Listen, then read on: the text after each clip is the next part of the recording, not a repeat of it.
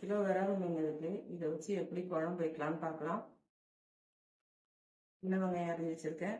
பூண்டு, தேங்காய், மிளகா பொடி, கருவேப்பிலை, பச்சை மிளகா, புளி தண்ணி. கேஸ் பற்ற வச்சுக்கலாம். பாத்திரத்தை அடுப்பில் வச்சு ஒரு 4 கரண்டி கடலெண்ணெய் ஊற்றுறேன். எண்ணெய் காஞ்சதும் வெந்தயம் போடுறேன்.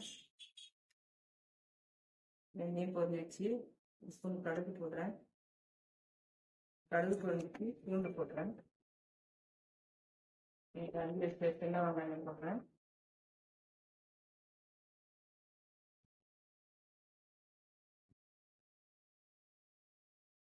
கொஞ்சம் பச்சை மிளகா போடுறேன். கொஞ்சம் கருவேப்பிலை போடுறேன்.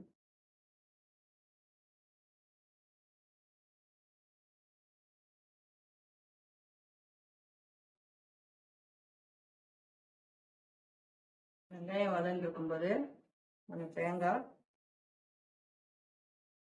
ஒரு ஸ்பூன் சோம்பு, கொஞ்சம் கொத்தமல்லி, 4 சின்ன வெங்காயம் போட்டு அரைச்சிக்கலாம். கலருக்காக கொஞ்சம் காஷ்மீர் மிளகு போட்டுக்கலாம்.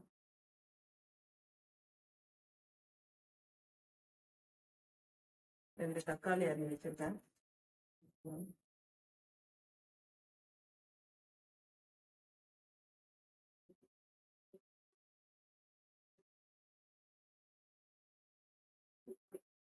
புளி தண்ணியில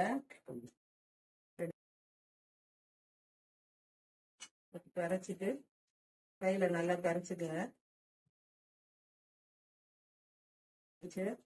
தேங்காய், சோம்பு, சின்ன வெங்காயம், கொத்தமல்லி அதை இதில் போட்டுட்டு கரைச்சி இதில் ஊற்றிக்கணும்.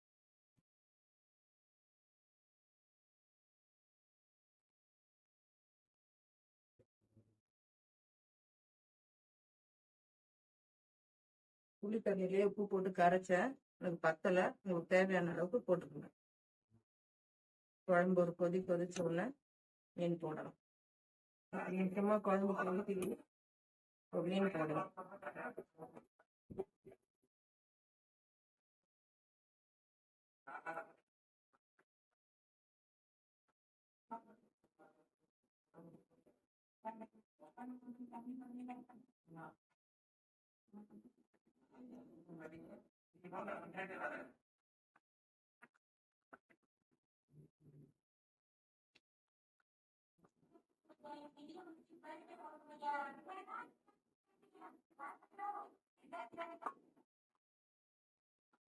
கரண்டி விட்டு கலக்கக்கூடாது.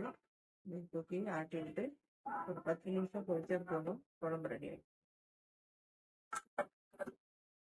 குழம்பு 10 நிமிஷமா சுருங்க கிடந்தது. குழம்பு சாப்பிடலாம். மீன் நல்லா வந்து ரெடி ஆயிட்டு இறக்கிக்கும். கொத்தமல்லி துவைக்கலாம்.